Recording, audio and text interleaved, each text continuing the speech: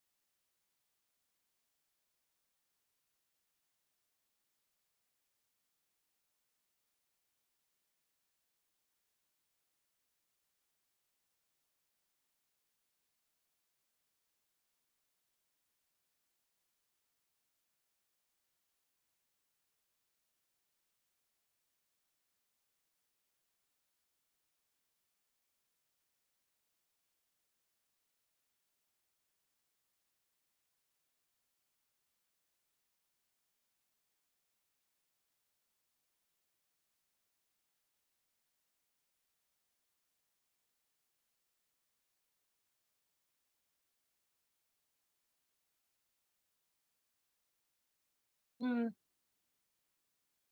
JM, you're muted. Oh, nope, we're working. Never mind. For most of that, you were muted. Yeah, I tried to secretly say it. I'm sorry. I think you just came back. Hey, you can hear me. Can you All guys? right, let's try this again. Streamlabs updated and changed all of my defaults. Welcome to Thursday Night Fading Suns. I am JM the GM. These are the players of the Oh Boy. I am not going to try and kill any of them, but who knows what happens. The dice tell a story. Getting into it, we are looking at, before we get started, just wanted to give some Ulysses news. You know what happened? I set it up for the 4 players, and when I switched over to the 5-player view, it didn't carry my new mic settings.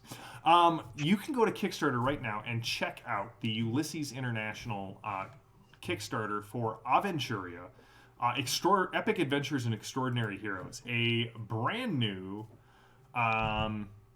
expansion for the Aventuria adventure card game. It's great. There's 2 expansions. There's 4 new heroes. There's a couple of new add-ons. They've blown past their stretch goals. They are definitely, if you back the project now, you're going to get a bunch of cool stretch goals. It's set to release in August. Thank you, Phantom. Just check out the link in the chat. Phantom has posted it there. Again, apologies for the sound at the beginning. Streamlabs did an update and did not carry my settings across. But I really hope that Evan is good at lip reading. No, one of the nice things about the Aventuria card game is you can play it solo, or you can play it. I've run it with up to, I think I've run it with up to 8 people, and then one of these expansion takes it up to 20 people. So, in the times we find ourselves in, it may be a fun game to have just to have something to do.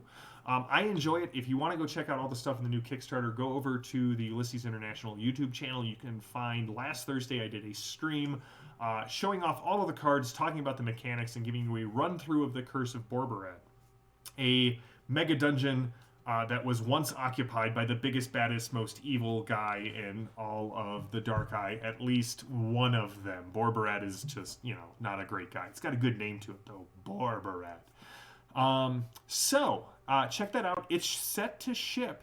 It's got 11 days left, and it's set to be delivered in August. So, I mean, that is a great turnaround time. I've seen the product. It's like the product's real high quality, a lot of fun to play through. Um, so yeah, but you're here for Fading Suns, and that's why we're here. Before I'll give this announcement at the end. Next Thursday is our last Thursday on the on-off schedule. Starting the first full week of April, we will be back to playing every Thursday night, which you can tell that the crew is excited about.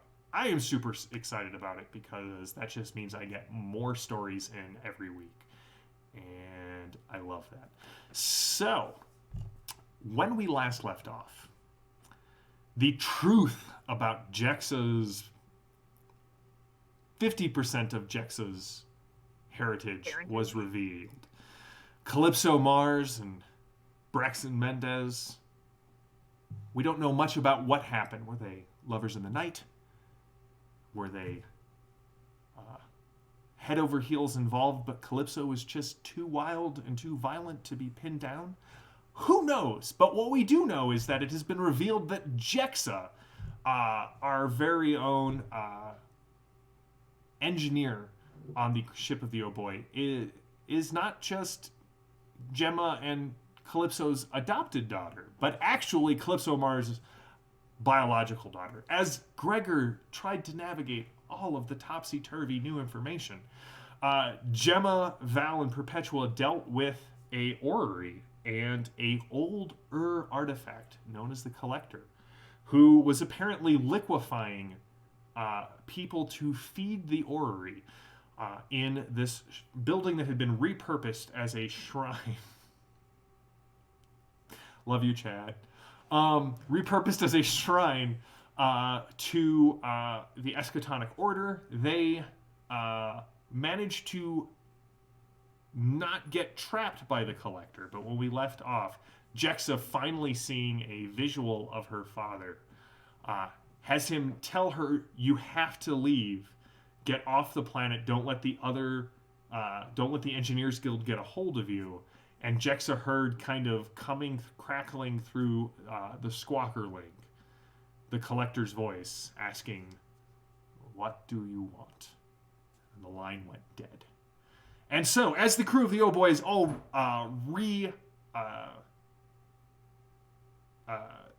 boarded the ship, that is where we're going to pick off. Jexa, you just heard the Collector's voice, and the whole comm system went dead. I spin around to see if Calypso or Gregor is here, because we need to fly now. We're leaving now.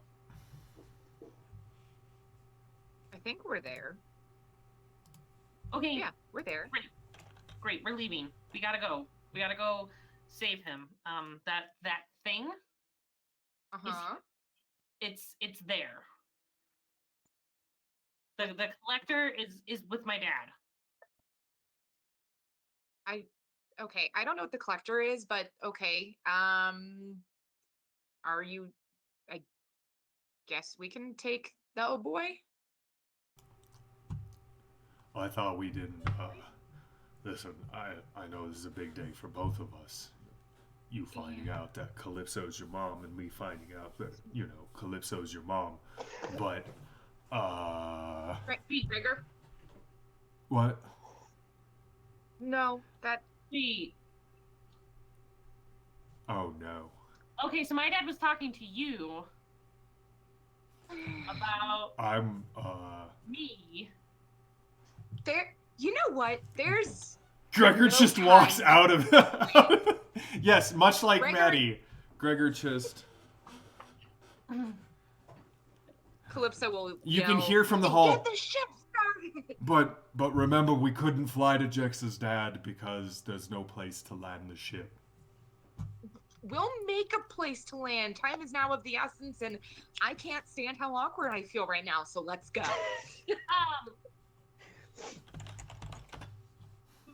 Mom?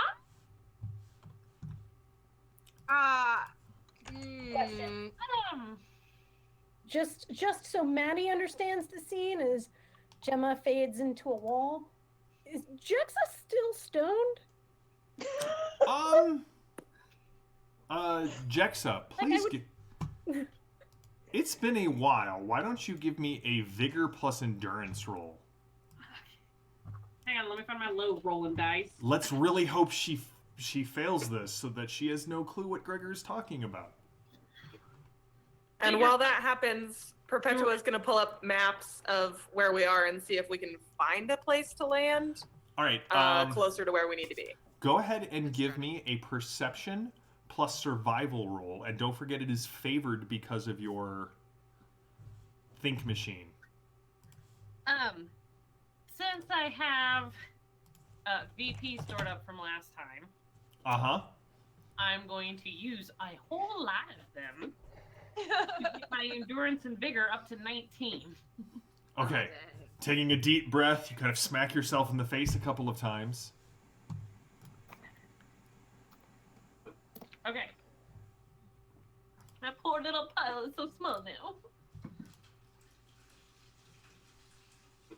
I did not get a 20. I got a 1. Okay, well, you've got to spend 8 to overcome the drugs that Gemma gave you.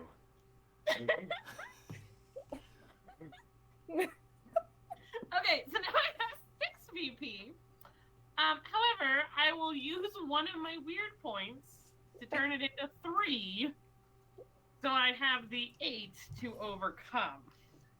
I was going to say, if you need to, so Jam, when we rolled over, is this is still the same scene? Mm-hmm.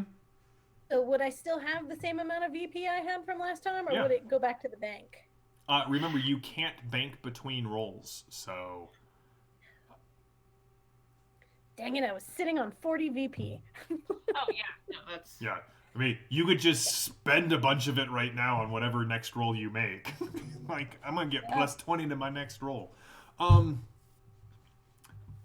right, well. I am successful. You are successful. You are not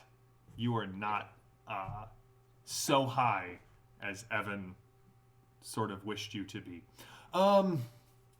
So it's all like, you don't know whether it's the adrenaline from knowing the collector is in the same building as your dad, whether it's whatever nonsense Gregor was spouting off, or the shocking realization that Gregor just told you Calypso is your mom. But the last of the battle morphine sort of fades from, like, the adrenaline just sort of burns it away, and you are hyper focused. Perpetual, what did you get? I succeeded with an 8. Okay, this is a pretty easy task, so it's just the difficulty is 2. Then I will spend the 2. All right, as you're like on the Boy's navigation panel, kind of scrolling through, you find there's 2 spots that you think the ship could land in. If you could clear it, there's a clearing that's about 60% the size of the Boy, and only about a quarter of a mile from the Ur ruins. Landing there would be difficult, but if Calypso's willing to, like, skid it in, knock over a few mailboxes with the car doors, you should be able to land it there. But you also notice there are caves in the mountains where the ruins are, and there's one about 1.5 miles out from the ruins that seems like it would be more than large enough to park the Boy, and then you guys could hike into the ruins.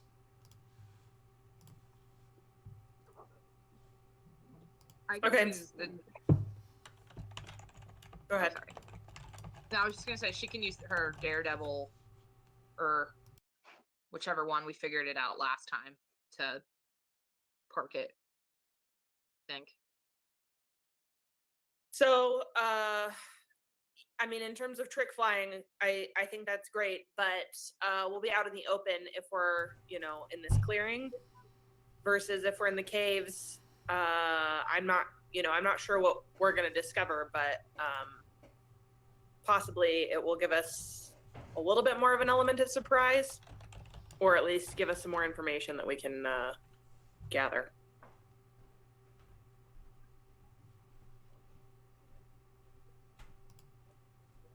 Okay.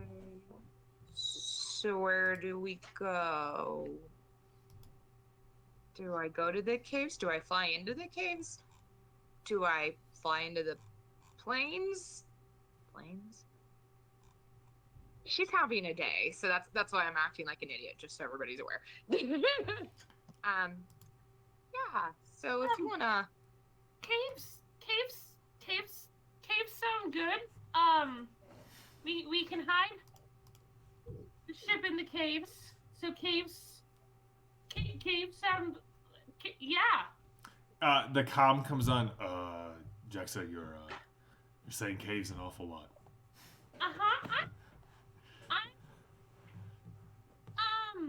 Go to my room. I am bouncing between the two of them in case one of them just like keels over. And as Jexa says that, like as she pretty much like Jexa says that, I'm just going to follow at a safe distance. Again, stim's wearing off. Just make sure she gets there, okay?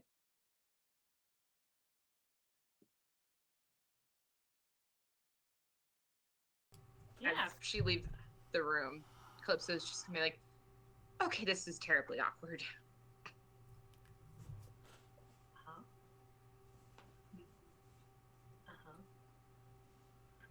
I mean, yes, but I mean, it would have been awkward anyway. So let's just power through that part and get to what we need to do. Perpetua keeping up with her namesake. That's right. Just gonna keep enduring. Yeah. She's like, let's go. All right. Okay, so caves. Well, that is what Jexa wandered off mumbling, so I guess caves. Okay. All right, Calypso, you strap in and begin flying with Perpetua's navigation. I don't, and you don't need a daredevil or a piloting roll for this. This is pretty routine for you. In about 45 minutes, you have traveled across the continent, and Perpetua guides you right to there. You can see there's a series of caves on the side of these mountains, and these mountains stretch far higher than the mountains of like Byzantium Secundus or several of the other like more core worlds. But you can definitely see as you are flying in, kind of off in the distance, you can see this these squat, almost ovoid ruins. They are the same sort of flat gray, like flat silvery gray that the jump gates are constructed out of. And you can see a large number of gargoyles kind of perched on the edges of and the perimeter of this. And you can see there's a large encampment outside of it. You see flashes of light. You see a bunch of other things, but it does not look like you can't see anything going on in the ruins. You don't actually even see a way in at this point. They seem to be a series of almost organic ovoid shapes that seem to have kind of grown together in a cluster. It almost looks like a metallic cluster of grapes that has gargoyles perched on various points. But Perpetua guides you right into a cave mouth that is which is very large enough to fit the oboe, and is far enough out that you're not entirely certain if anyone saw you, but it definitely looks like everyone in that encampment is highly focused on the ruins. And about 3 minutes later, you set down into this cave, cut the engines, and are all sort of surrounded in darkness. Like out the windows, you really don't see anything. The little bit of running lights kind of illuminate the walls, but not well or fully.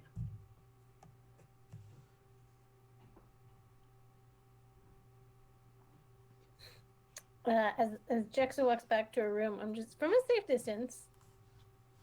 How you doing? I'm good. I'm great. What?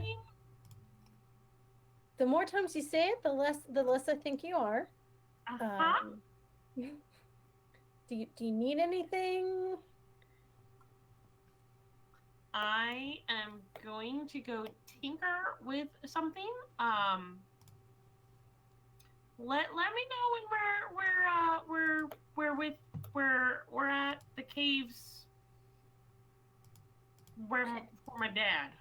Do you want us to go into the caves? Do you want us to just park near the caves? Well, isn't the old boy going to be in a cave? Yes, that's what Perpetua said. Okay, great. Yes. I will let you know when we get there. Super. Uh-huh. You call me if you need anything. Water, slap in the face to kind of refocus you. You know, I've done that. So sure. Gemma. Yes. I yelled at her. You've yelled at all of us. And I told her she wasn't my mother, so she doesn't get to tell me what to do. Right.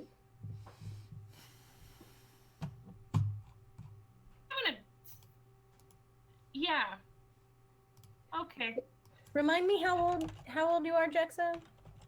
What? Remind me how old you are. I'm 17 now. Well, that's the definition of a teenager. Telling your parent that they're not your parent and they don't get to tell you what to do. So really, you're just leaning into this stage of your life. Just think of it that way. Yeah, sure. Okay. Uh-huh.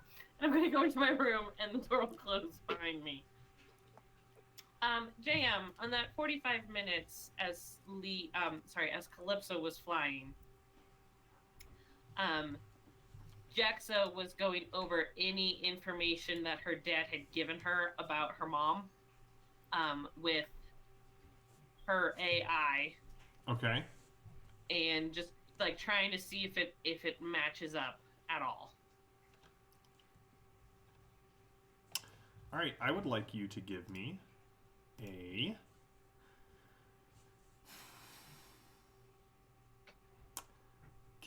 wits plus focus roll.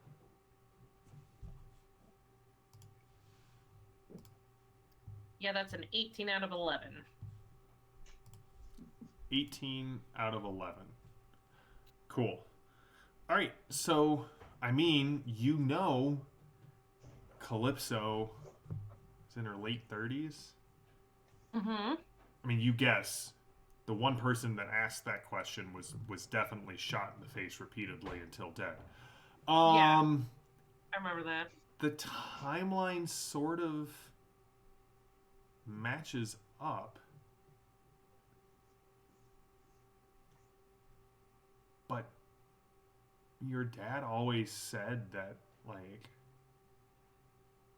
it wasn't that your mom left, that she just... It always sounded to you like she was dead. Right.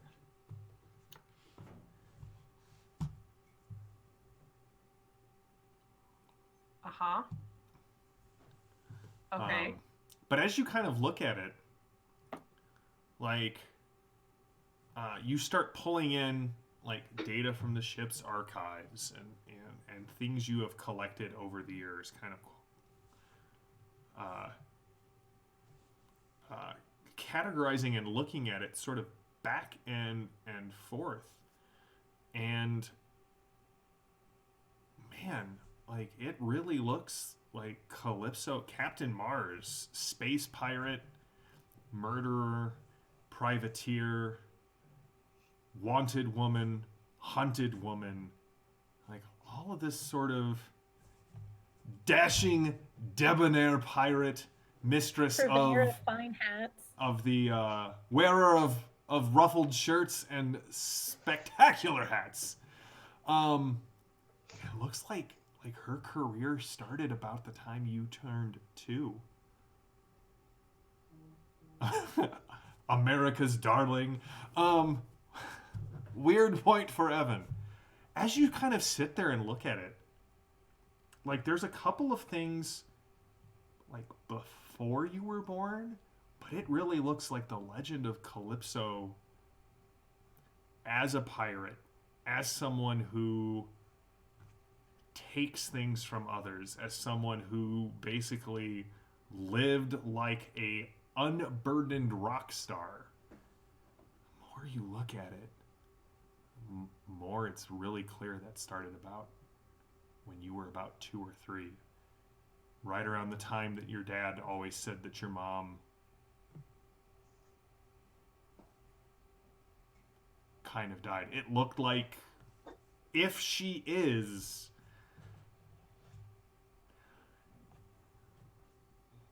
leaving you and your dad was the best thing that happened to the legend of Calypso Mars. Mm-hmm. Yeah. Okay. So she didn't want to be a part of our family. Yeah. Okay. Okay. So you hear a knock on the door. My door? Your door. Hello? Can I come in? Oh, yeah. Gregory, you can come in. So, sorry about that. Captain didn't want me to say something, but it's been a stressful day.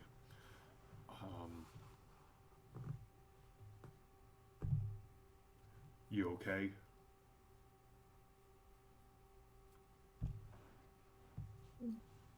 Yeah?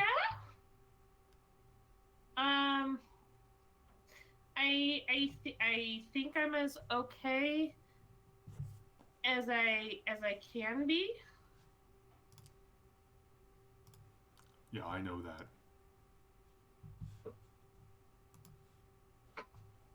Mm-hmm. Mm-hmm. So- How are you? Oh,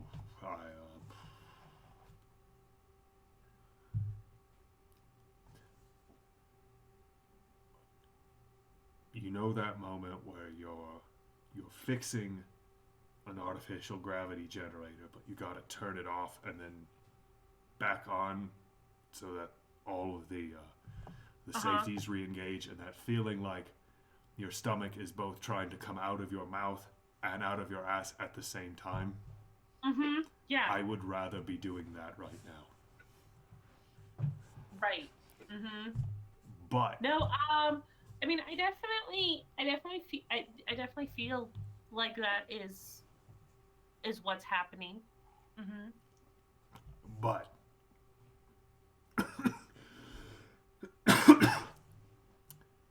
I mean, here's the thing.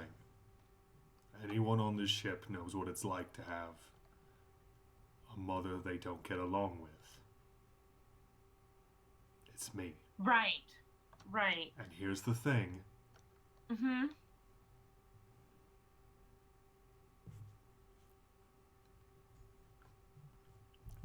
Just saying, Calypso has kind of made it apparent to me that,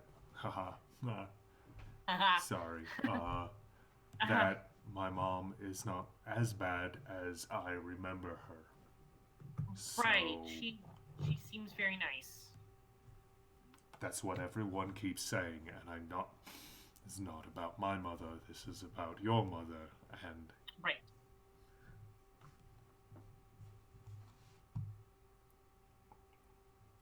Right. Gregor has a weird point. I will not use it against you. I will only use it for Gregoring. So, Yes. you know, making a fool of himself, revealing secrets that shouldn't be revealed, or being incredibly awkward.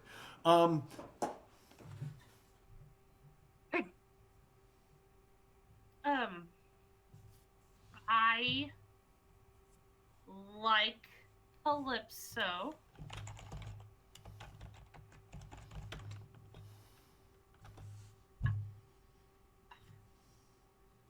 I don't I don't I don't know if I like her to be my mom. Right. But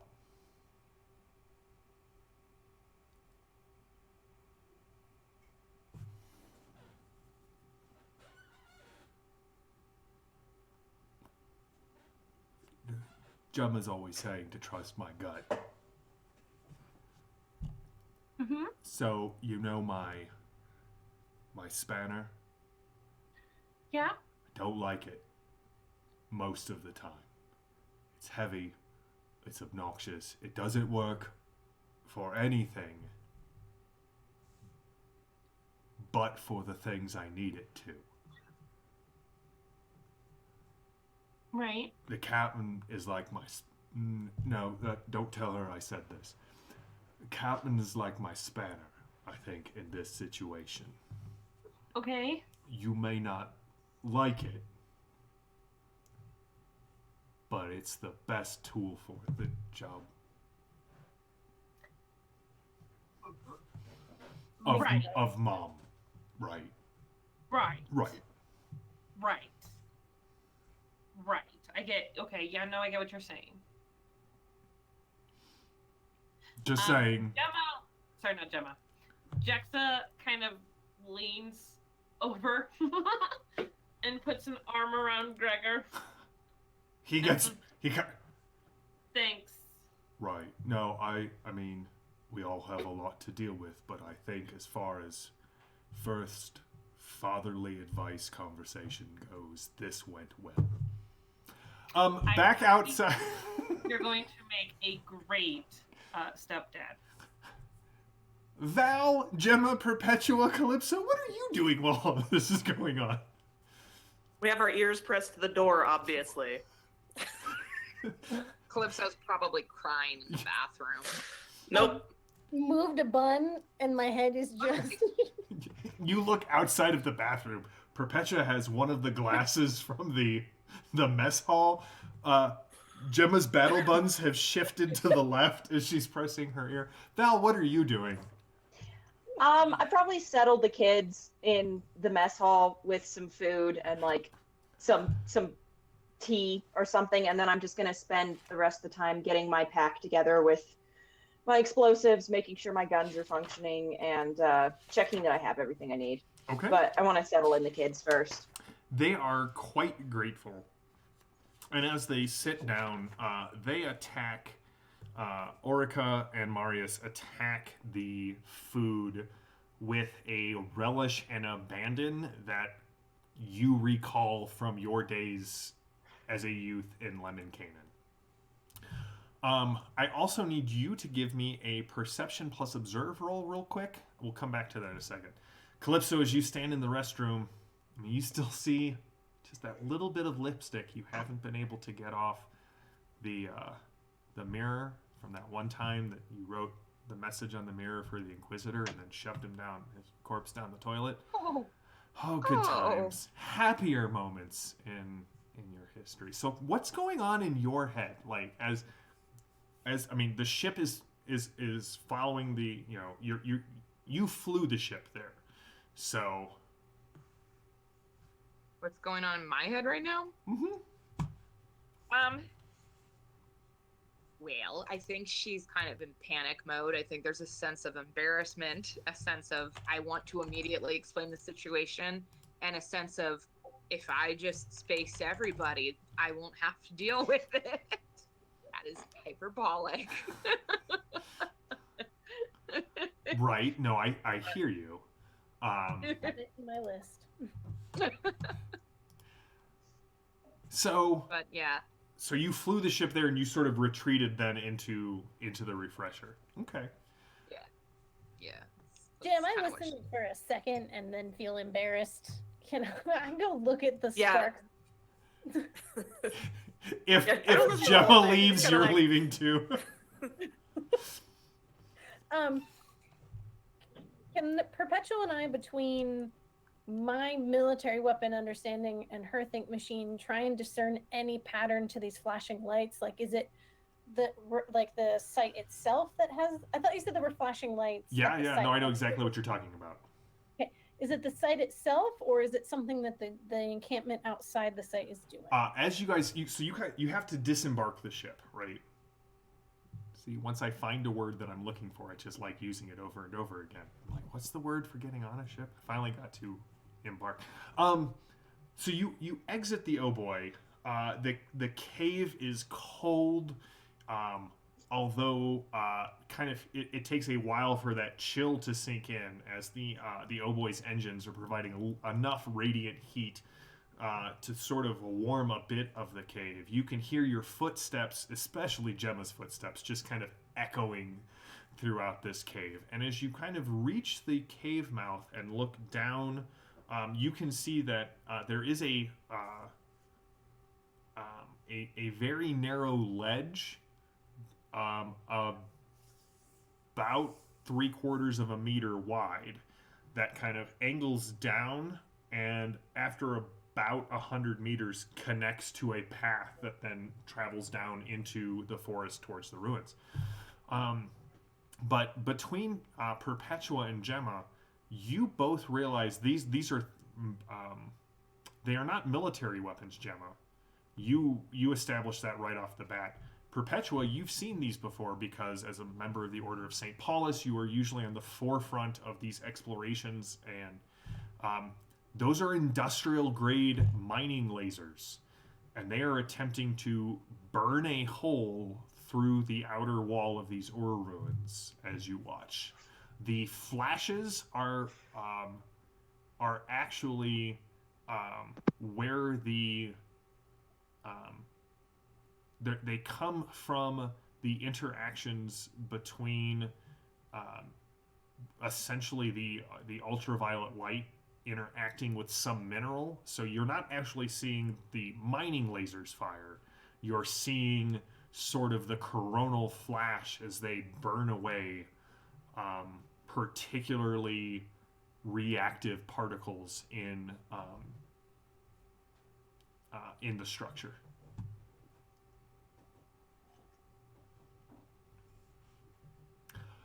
So, Val, can we stay here? I'm gonna have to talk to the captain about that, but you can definitely stay here for a few hours until we figure out what's happening. We're not going to throw you out in the caves. Right. No, I didn't Stay think here, we have would, some but like food. you should tell like the captain that Marius, he's really good with machines, and I'm sure he could crawl around in these vents and get them. You get to wherever the captain needs her to, and I mean, I don't suppose the captain likes people stealing things. Not from her. She might like people stealing things for her, but I don't know. That might be a conversation you should have with her. Okay. But not now. No, I'd give it a little bit.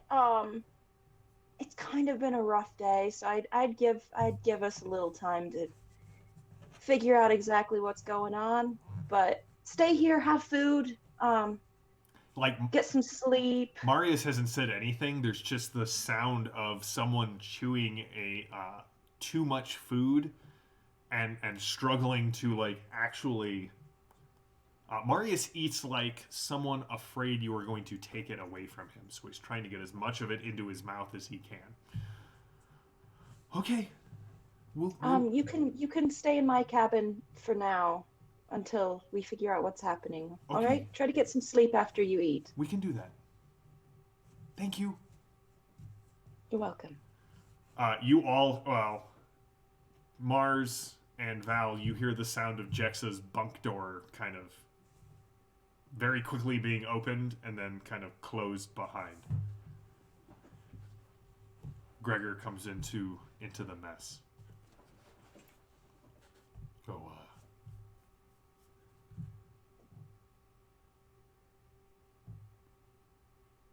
Val. Gregor. I'm gonna go check my explosives and just make sure I have everything I need. Are these ours now? To be determined.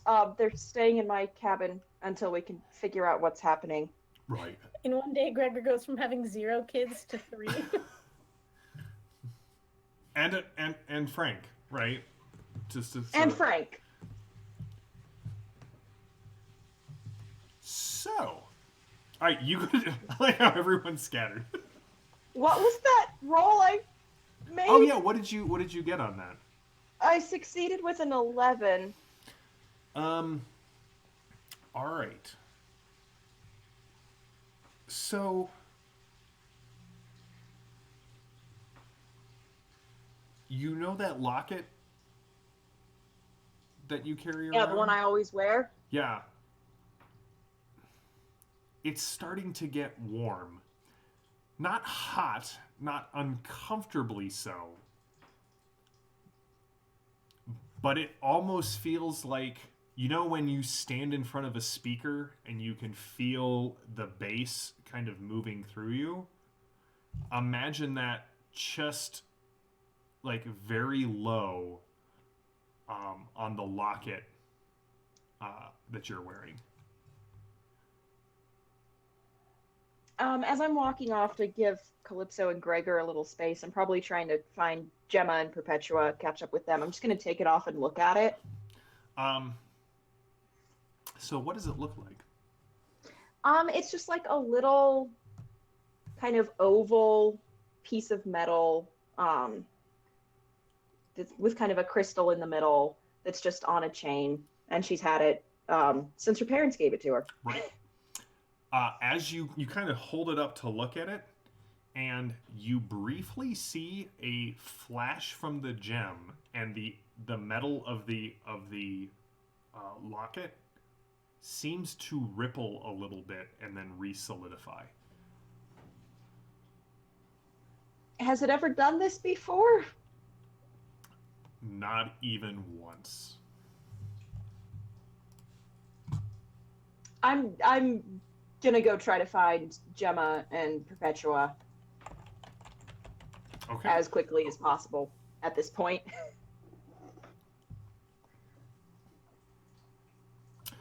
Jam, as we are outside, because Perpetua and I heard that Gregor was in the room, I'm going to calm Jexa and be like, "Hey, I don't mean to bug you, but we've landed.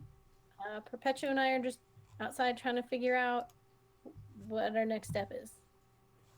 Okay. See you in a minute. So, Jam, does it look like the mining lasers are getting through, or no? They're just burning off whatever's on the surface? You cannot tell from here. Okay.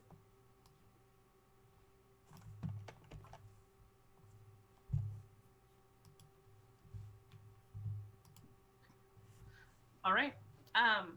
Then a few minutes after Gregor leaves, Jexa walks out of her room with her womp gun, her pistol, and it's like, "Okay, let's go rescue my dad."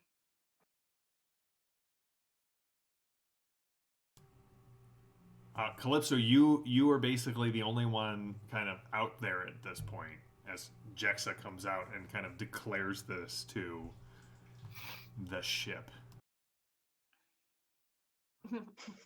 Yep, got my warping gun. So you mean like she's not in the bathroom anymore? Did she like collect herself already? I mean, well, that's up to you. Do you like? You have flown the ship here. You have landed it. You have retreated to the refresher. You can hear Jexa make this declaration in the hall. Okay. Well, if there's nobody in the hall, then I don't make the declaration. I thought Gregor was out there. Yeah, I mean, Gregor leans his head out of the mess. Okay. would have gone into the mess to say this then. I'm not just going to speak to empty air. That's something someone crazy would do. So Calypso is going to go into the hall and speak to no. It's a family trait.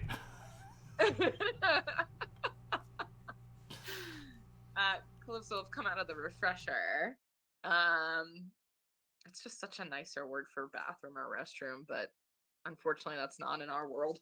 And she will just grab her weapons and go into the mess and be like, okay, so are we going? Yeah, we are. Let's get everybody and let's go. Okay, let's go. Do you... And in her head, she's like, save Braxton. Do you want me to go with you, Captain, or do you want me to, stay here in case you need a speedy escape? Realistically speaking, we probably should have somebody stay on the ship.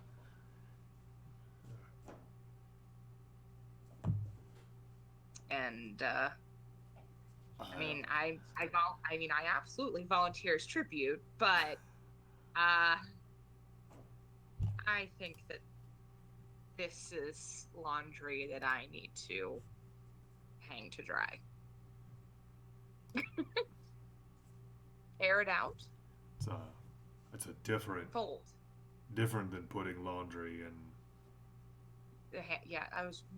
Okay. She's just gonna turn around and start walking out of the ovoid. I will follow. If we pass by Val's room and she's still in there, I'm gonna knock and say, "Hey, we're going." She's kind of wandering down the hall, still looking at this necklace, just kind of bumping into walls, like, what is going on? Oh, yeah. Great, let's go. As you guys kind of all gather at the end of the ramp, Gregor kind of comes up behind and right, if you need something, you let me know and I will be there.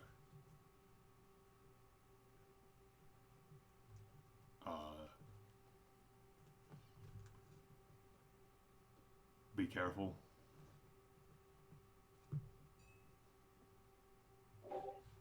Thanks. Yeah, you too. And then he kind of hits the buttons at the ramp. Mm-hmm. All right, you guys stand at the mouth of a cave, a forest, and a not insignificant force of the Engineers Guild between you and the ruins. I know he told us to get out. Did Braxton actually give any indication of where he is in the midst of all of this?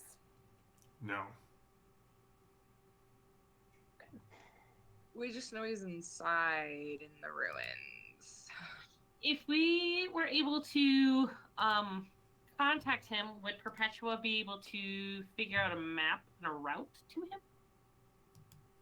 Yeah, I was just wondering, probably the ruins are on my map, but I probably don't have a detailed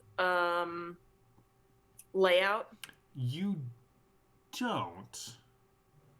But why don't you give me a wits? Give me a wits plus interface roll. I can't help. Can I? If this is all in her brain. Yes. Okay, so I can't help with that. All right. So I don't have interface, which is fine. Okay, because I do have. I can give you a straight wits roll, and I have stuff in my VP. But is that what I'm doing? Yeah, give me a straight wits roll. I will still allow it to be favorable, and then if you would like to spend any VP on that, you can.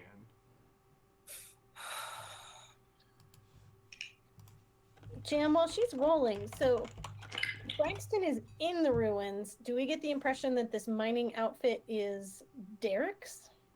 Oh yeah, definitely. Okay. Cool. So I have a wits of 5, Okay. and I spent 10 to bring it to a 15, Okay. which was a good choice because even with a favorable roll, I succeeded with a 13.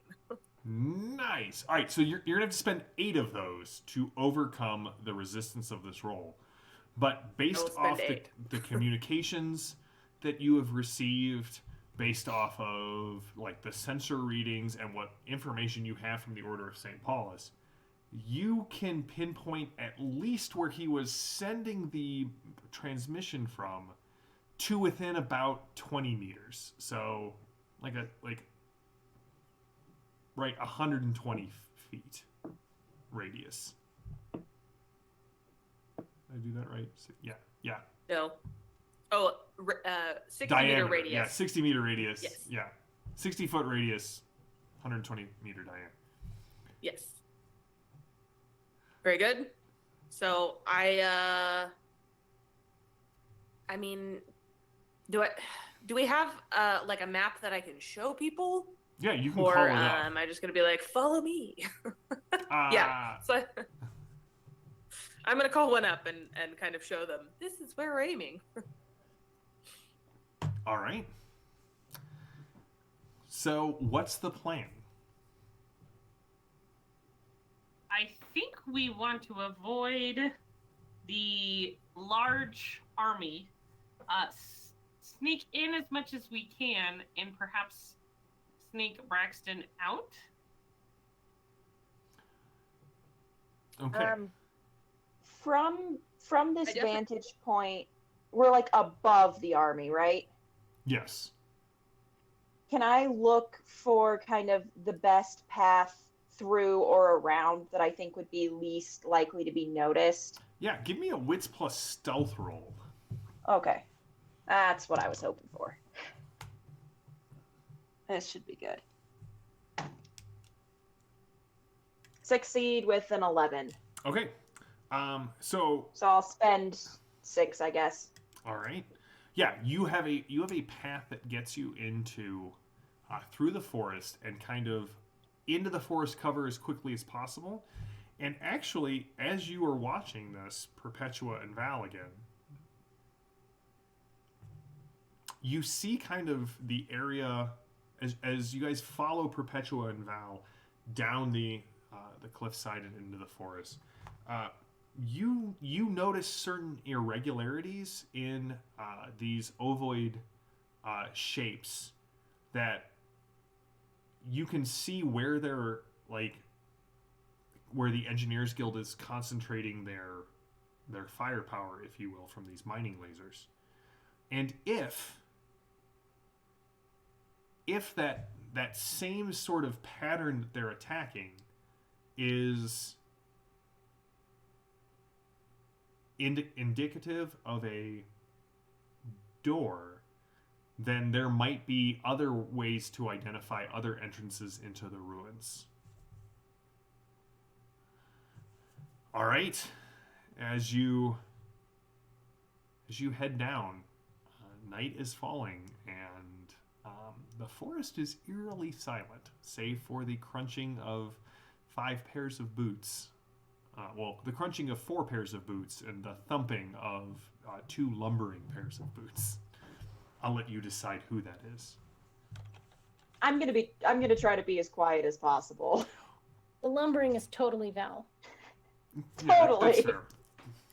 Are you traveling in silence? Are you moving through? What's going on? I feel like Leah's like, I'm not saying anything. She feels so awkward. If she could just like unzip her skin off and just run away as a skeleton, she would. I'm a GM, but I'm also a client. That's how Gregor is feeling. All right. So it takes you about an hour to hike down this path and get through the forest. But soon you can hear this thrumming in the air. You can feel it on your skin. Gemma's battle buns are starting to get a little fuzzy as there's static in the air.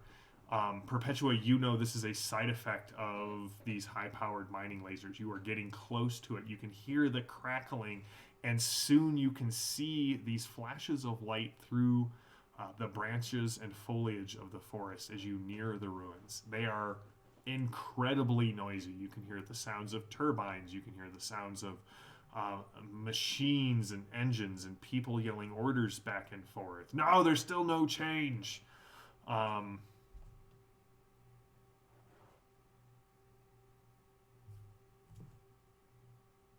What's the plan? I feel like I need to tell people what I researched last time while we were being, terrorized by the collector. Because I am certain that I was probably mumbling it while I was hauling Jexa through various walls, but she was definitely too drugged up to remember. And so I'm going to tell them my best guesses on the collector and hope that we can come up with a plan, because I am just confident that we're going to run into it while we enter the ruins. Well, with your information, and I had kind of figured out that it was an artificial being, and you could probably code it, which means you can deactivate it. Just got to figure out where and how.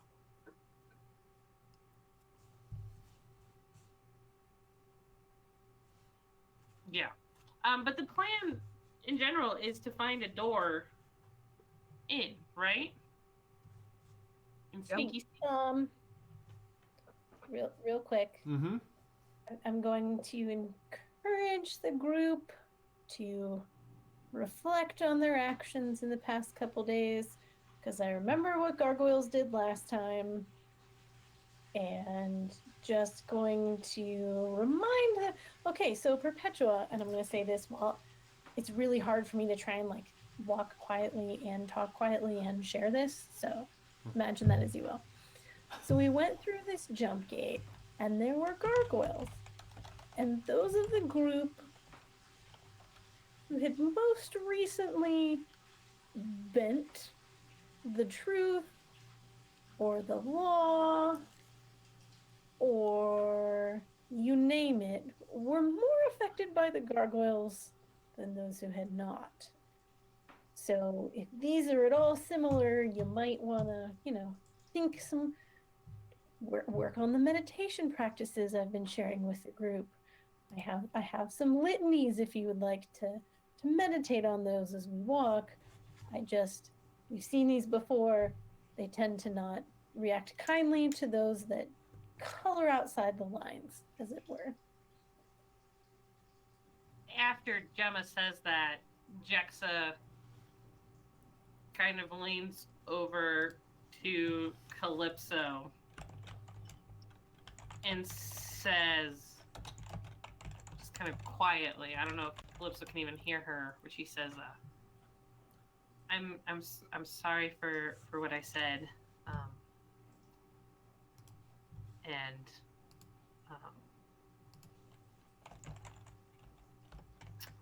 I hope that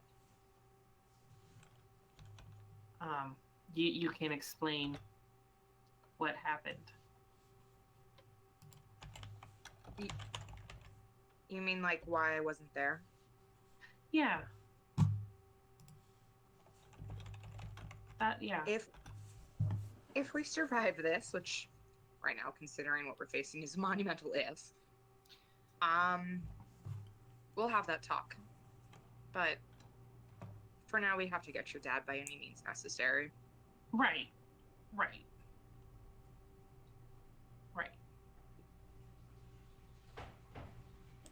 And I'm not... She's gonna, kind of look at Gemma, who just reminded the group, and she says, and I'm not sorry for anything. Everything I've done, I'm not sorry for any of it. Some you of those just kind of decisions. watch Jexa's shoulders kind of slump. She's not, but she's not done. She says, some of those decisions were the hardest and the most imperative decisions that I have ever made, and I don't regret them because they were necessary. And she's gonna go towards those gargoyles.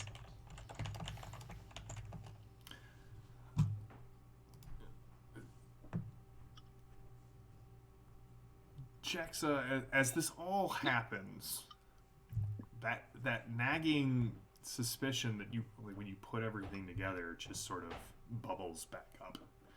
But Calypso is striding straight towards the gargoyles with a, bork you, do whatever you're going to do, kind of attitude. I can see it very clearly in my head. If you can, Gemma's gonna say, I'm not telling you how to live your life, but maybe I should go first because I'm wearing more armor. So if they, shoot lasers at us, I'm not trying to take away your moment. I just, well, you guys are kind human of time. heading. You're not heading towards the main entrance. You're looking for other. Correct. Mm-hmm. Gemma still wants to lead the way. Perpetual falls in line. Mostly just because, I can take a little bit more of a beating if something goes awry.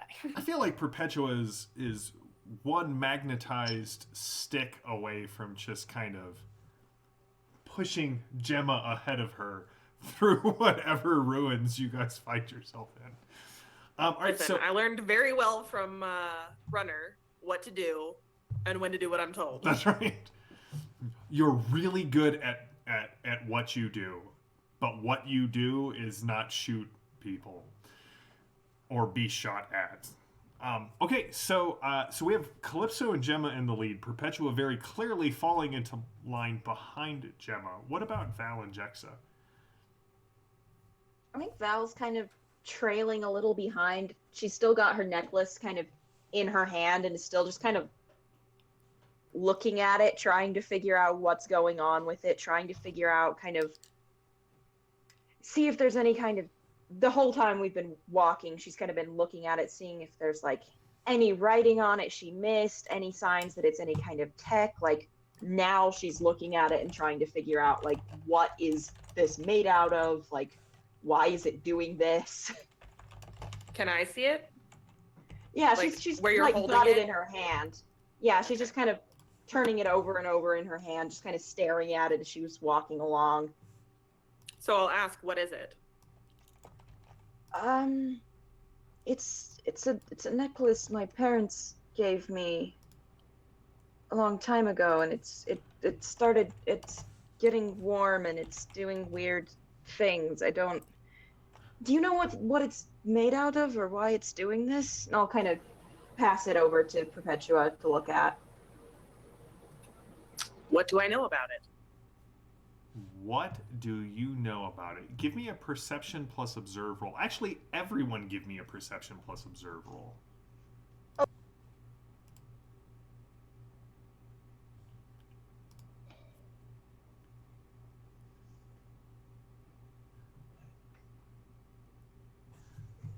I win. You win? Yeah. Okay, so what I need from those of you who succeeded is how many victory points are you spending? This is for everything that's going on in the scene right now.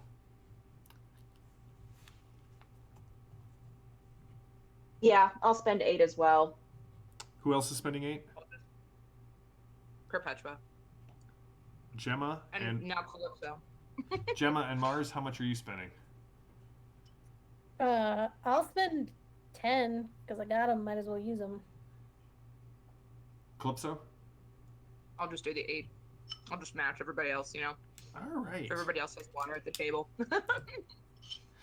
Jexa is... you are just in your own mind. Kind of all of these thoughts bubbling and roiling in your head, wiping... Sweat. It's sweat. Yeah. You're not crying. Your skin is crying. Well, Yeah. also, it's smoky, so there's clearly something in your eye. True. Okay, so what you all notice that one, there are several small irregularities in the side of the ruins that you are approaching. Irregularities that seem to be similar to the larger one that the guild is firing at. You think you may have a way in. You would need to find a way to kind of access it. But for those of you who are specifically looking at this locket, Gemma and Val, you both, and Perpetua and Val, you both notice there's now an inscription on the metal. Like, you've got to get your light up to it, but you've had this locket for like 12 years. For like 12 years. Yeah, I was going to say over a decade. It's never had any sort of reaction like this. But it says Oculus Ipsius Dispectione. Do we know what that means? Do any of you have any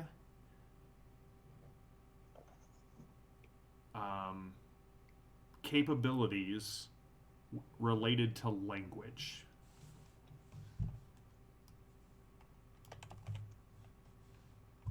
Jim, could you say it one more time so I could get it written down? Sure, I'm going to put it in the chat. Oculus Ipsius Dispectione. It says that I read and speak Earthish, but I suspect that's not this. No, you would need to read and speak. That's also the only thing I've got. Anyone else have read, speak, any other languages? I have known worlds lore. Nope, it would be read, speak.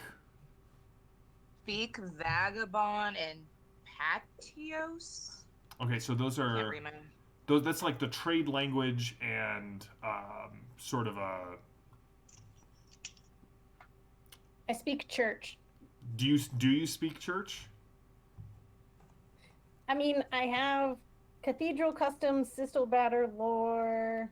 But you don't have read speak anything besides Earthish.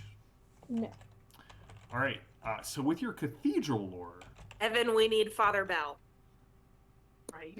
Yeah, come on, Father Bell up in here. Father Bell. I do love that Father Bell is still with us in spirit. Can we do that thing where you phone a friend and it's no, because Father Bell? he's really here in spirit. He got vaporized at the bottom of a volcano. He's always with Perpetua. Sorry, Evan. Don't mean to rub salt in that wound. But again, you don't have a corporeal body, so I can't actually rub salt in there. Father Bell is speaking in the chat from the grave, if that is helpful at all to anyone. No, Gemma, here's the thing. With cathedral lore, you know two things. One, you paid. One, it is Latin. It's the language of the church. Two, you definitely recognize the fact that you did not pay attention nearly well enough in those classes back in at the monastery. So you know enough to be like, yep, I know what that is. What does it say? Not a clue.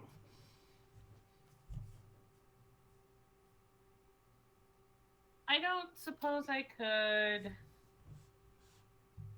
I don't have any other read speak besides Earthish. But with my think machine,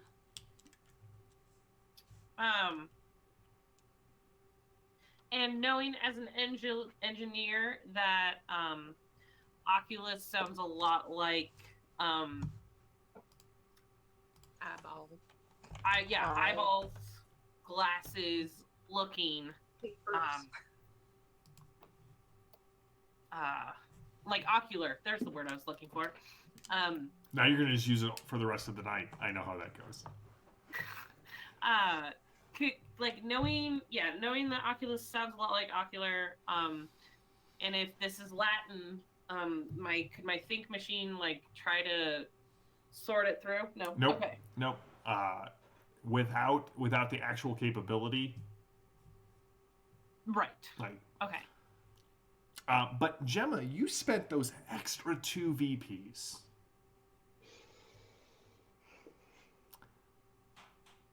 You don't know anything what the language says. You don't know what the metal is. But that crystal looks really familiar. Crystal looks a lot like the same crystal that the orbs that you carry. If I put one of the orbs near the crystal, like I don't touch, but if I put it near, does anything happen?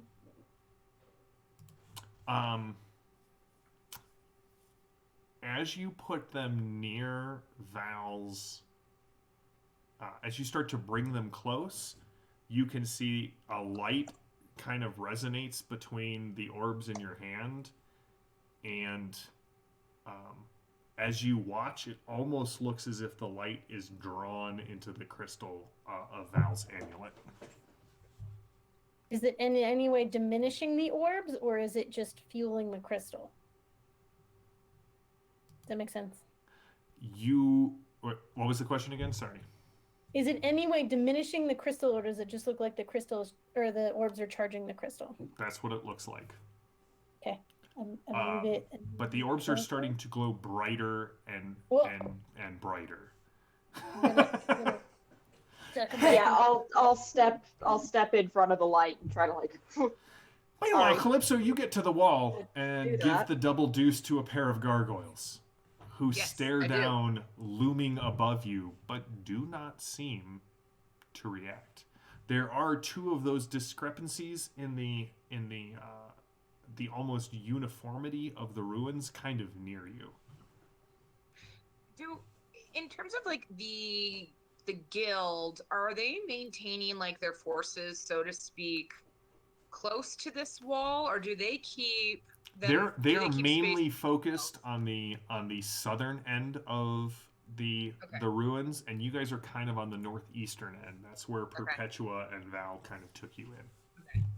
So we wouldn't know how close they're standing to any of these guards. Val and Perpetua have brought you pretty far away from where the Engineers Guild actually is. Okay. I guess she's gonna start climbing the wall to some of the abnormality areas, right? To like figure out how to get through. Yeah. All right. Give me a vigor plus something climby. Yeah. Something climby. Let's Give me a I wanna be, like, that athletic. dexterity or strength plus vigor. Oh, I'm definitely doing dex. Okay.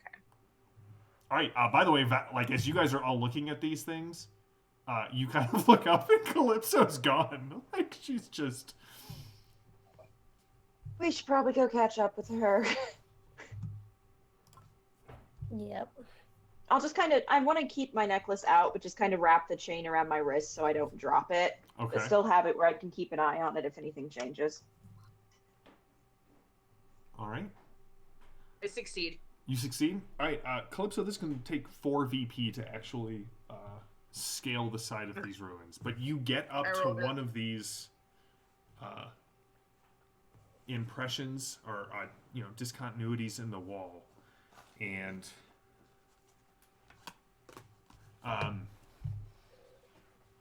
as you get up there, you can feel that the texture changes a little bit. Like the wall is almost tacky to the touch. Like you feel completely fine climbing up this thing, almost as if the wall is inviting you to scale it.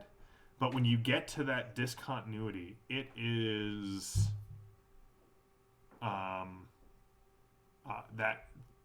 it's slightly indented, like just like you could not have told that from the ground. But you can see it here, and it is cool to the touch and pretty slick. So I rolled a 6, and then I had 5 remaining before from the 8. So I will use 4. Okay. All right. So you kind of, as you guys get here, you look up and you can see Calypso is on the wall by one of these discontinuities, and you can see that her hair, which is normally kind of in a braid down her back, is like you can see like the ends are starting to kind of rise up. You can feel a static charge in the air, Calypso. The rest of you arrive at the base of the structure. You can hear off to your left. I mean, you can hear the that deep thrumming of the lasers kind of goes away. And you can hear people arguing back and forth, and you clearly hear Derek's voice kind of yelling at people for progress reports. Are we through yet? Have we done any damage to this thing? We have to get in there. Braxton has to be captured.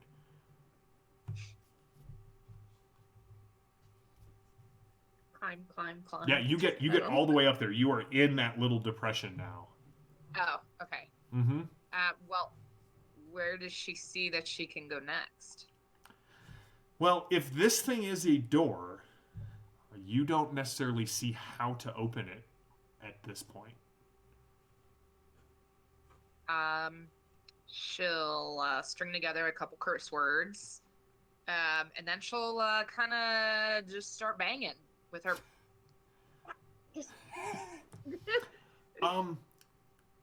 So you notice as you bring your fist down, it almost as if the air gets thicker, and no matter how hard you try to bang your hand on this portal, you end up just kind of. Does that make sense? Like it absorbs all the inertia, and you basically end up just kissing it with the base of your fist. It's just like Harry Potter. So if she visualizes going through it, you stop, you ponder, you visualize going through it, and you're still clinging to the outside of the room. You guys don't know what Calypso's doing. She's clinging to the side of this thing. Tink. What do you guys do at the base? Jexa, I feel like this is going to be an engineering secret of some description. Yeah. My first question was, were the words on the locket? Mm-hmm. Okay. And the gargoyles, do they have carved eyeballs? They do. Okay.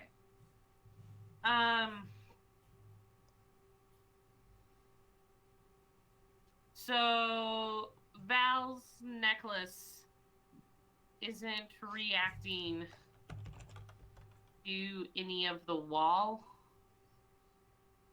Okay.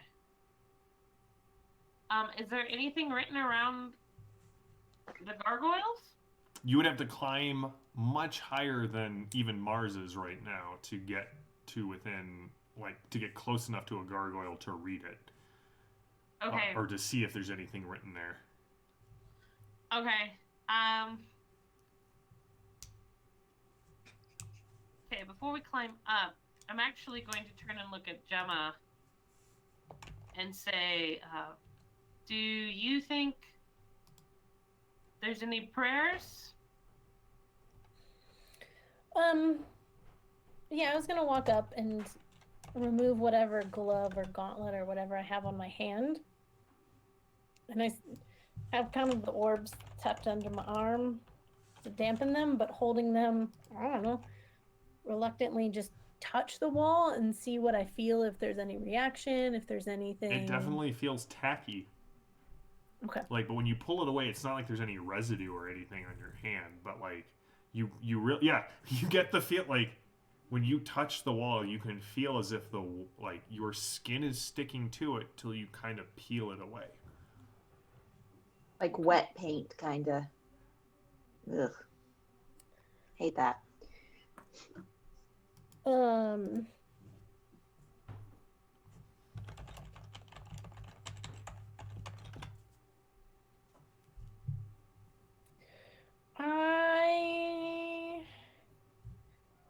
I don't know that there's any specific prayer, because this is technically older than Beatrice, correct? This is a lot older. This is an Ur ruin. Um. I might try and climb up next to Calypso, just Okay. to having a body up there. I mean, the place where she's at looks like you could, basically ride Jexa's bike through it. Like it's a lot. It's not as large as obviously the one that they're assuming is the gate, but it's Okay. Um. Well, before I even start climbing Jexa, so I don't think this is a faith thing necessarily. It seems more like a tech. I know that they were more entwined during this era, but I don't know. Okay. And so where Calypso is where the door is, right? yes. Jam. Mm-hmm. And there's nothing down here that seems to indicate like a panel or doorbell. Okay. Then I will end up climbing up and next to Calypso, and I mean, I still have a weird point to kind of put my hand on the door and see if I can interface with it. Okay. Or text or whatever. Give me a interface plus wits. So Calypso, very soon you and Jexa are both at this thing. Okay. I was successful with a 7. How much would you like to spend? Did I have to spend my weird point to interface with it? You did not have to spend your weird point to interface with it. I will spend 8. You spend 8.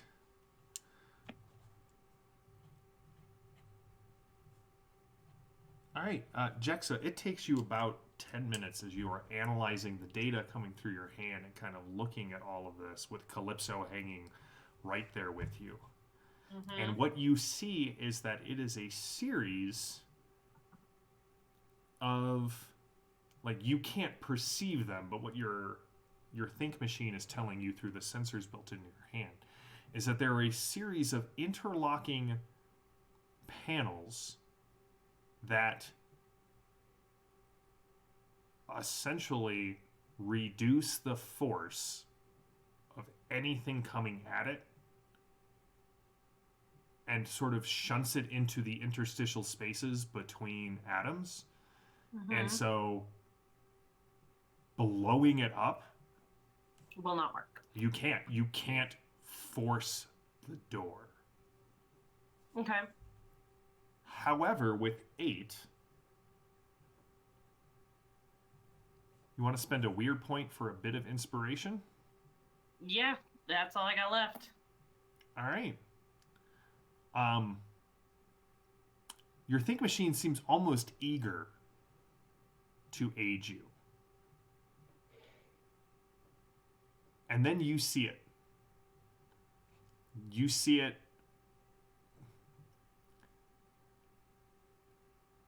You can hear your father's voice in the back of your head when you were about 6 trying to rebuild your first hover bike engine. And you couldn't, no matter how hard you forced the power supply, you couldn't get it to work. And you remember him clear as day kind of coming up behind you and saying, one of the key things an engineer needs to learn, little J, is that force is not the answer to the majority of our problems. That is a mistake the nobles and the church make.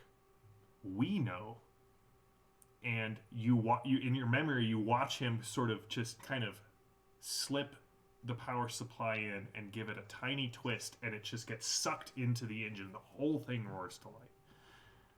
But it's not about force, but precision and knowing where to apply it. And you're pretty certain that it's not about forcing the door, but if you can get something thin and tiny between the plates, you can slowly work them open. Something like maybe a cutting torch built into your finger that your That's what I was dad going gave to you. ask with my multi-tools. Yep. Okay. And as you watch Calypso, you can just see she's totally silent.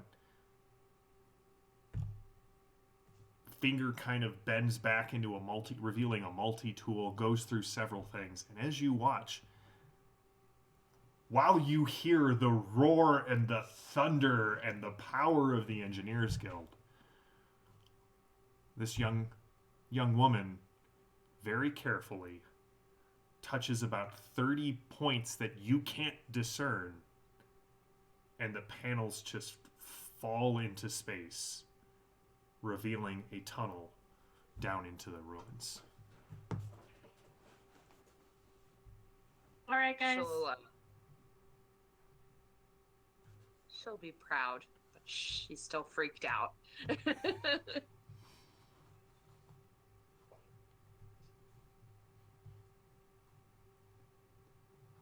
So let's go. Climb up. Scramble. All right. You all scale the side of these ore ruins. And who's the last one through? Gemma, as you kind of heave yourself and just like 7 other people, because you can, over the edge into the ruins. You can see that it is it is a very sloping hall that goes down at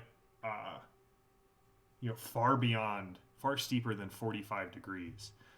But as soon as you plant your feet, again, the floor seems to feel like you're not worried about slipping or descending down this sharp tunnel. You key the light on your armor that Jexa built for you, kind of casting the shadows of your companions down the hall in absurd shadows that just kind of stretch off 50, 60 feet.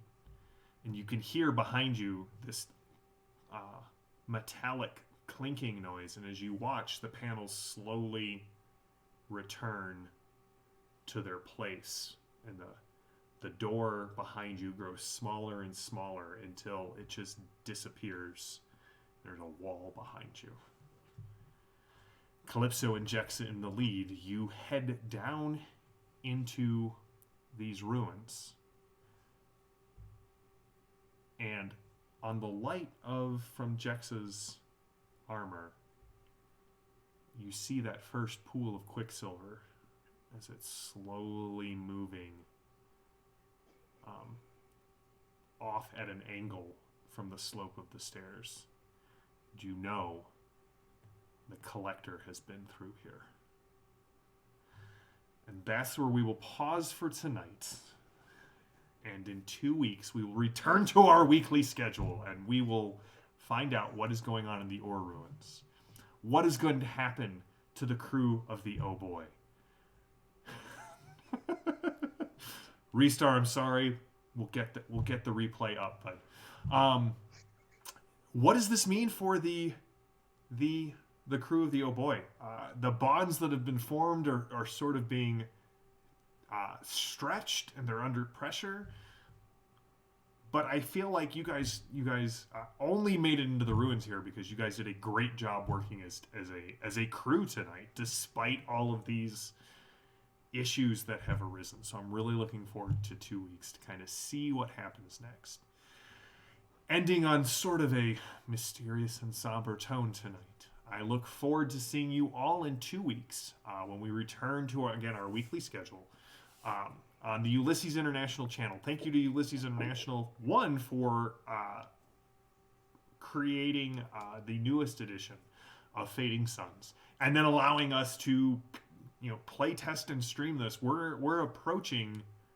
I think we've actually been playing this campaign, starting with Jexa and a very and Sister Alestra 3 years ago, and then Gemma and Calypso joined us, and Milan Station fell out of the sky, and we went to Ravenna.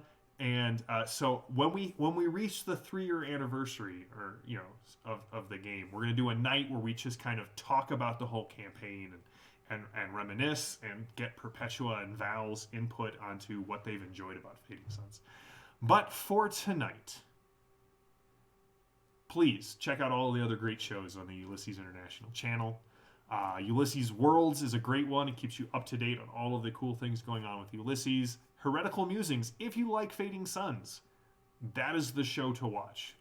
Bill and the others take you through the creation of Fading Suns, the lore, just a ton of great background information. We also run the Torg Eternity game, the Horsemen and the B Team represent, on Tuesday nights. So join us. We'll be back to the weekly schedule there as well in 2 weeks. And if you like what we do, check us out. We're the Little Dragon in the Corner. We're Iconic Production. I will be running Jackals on the Iconic Production channel on Tuesday, a Bronze Age fantasy role-playing game that I wrote, and with 3/5 of the crew of the Oh Boy. And until next time, first of all, chat as always. I love interacting with you. This is like, I love running games, obviously, but having the chat up and being able to chat with all of you is just a blast.